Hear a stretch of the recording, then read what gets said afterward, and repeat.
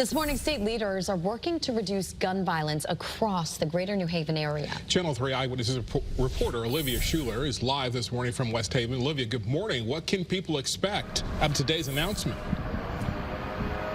Hey, Wendell, good morning. Well, $1 million in federal funding is going to go to the University of New Haven.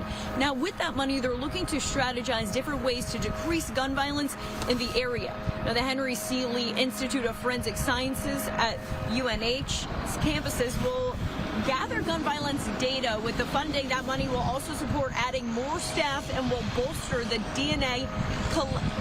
the data collecting equipment. It's all in an effort to curb gun violence across the greater New Haven area. Now, just last month, the mayor of New Haven, Justin Elicker, spoke to the city's violent crime. He said he's optimistic crime will ease based on new efforts for change. And their tragic, senseless death have deepened our resolve and commitment to a holistic and multi-pronged approach to reducing gun violence.